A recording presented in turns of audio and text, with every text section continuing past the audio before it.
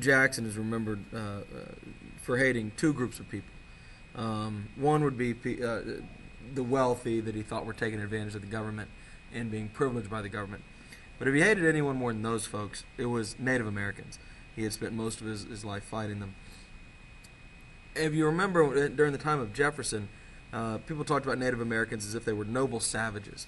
By the time of Jackson, they're just seen as savages.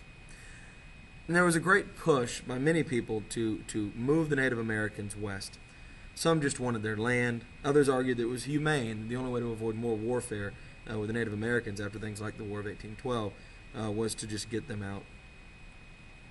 In Illinois, in 1831 through 1832, we're going to have the Black Hawk War.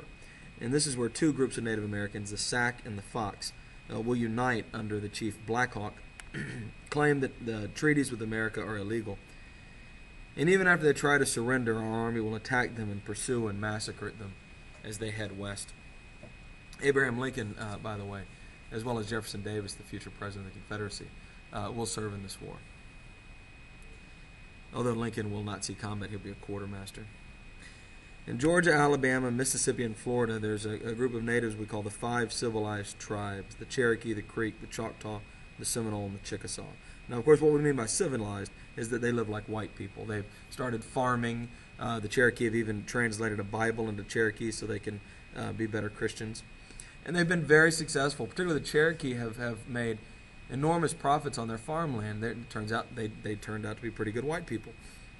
And a group of Georgians decide they want that land. They get very jealous of the success the Cherokee are having. And they get the Georgia government to evict the Cherokee. But before the Cherokee can be removed, they fight back. They fight back like Native Americans do. They get a lawyer and they sue. And this case will go all the way to the Supreme Court, which brings that guy into play again, John Marshall. John Marshall rules in favor of the Native Americans. Now, why does he do that?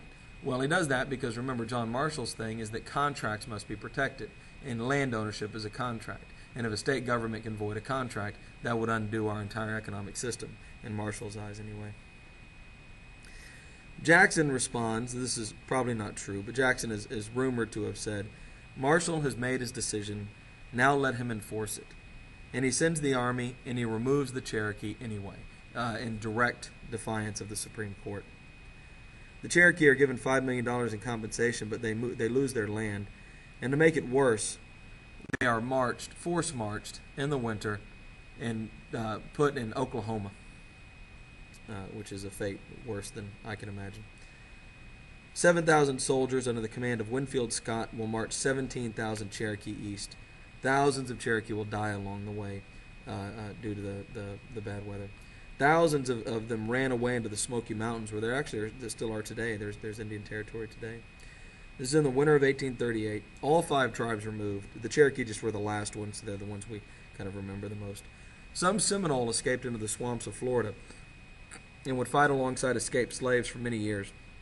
Jackson will actually send an army into the Everglades, but he still couldn't eradicate them. In fact, we simply stopped fighting back against the Seminole in 1842. And the Seminole are still there in the swamps of Florida. By 1840, every major Native American tribe is west of the Mississippi River. 100 million acres of Native American land have been taken or given to, depending on your point of view, the federal government. In return, we paid the Native Americans $68 million and gave them 32 million acres of the worst land in the country. It did not resemble their homeland at all. And so the skills, the traditions they had for living on their land were worthless in this new land. Now, was this necessary? Was this the only way for America to grow and expand? I think it's an interesting question. I think you can look back and you can say that in order for America to expand, they did have to clear the land. I don't personally feel that way, but I understand how a historian might see that.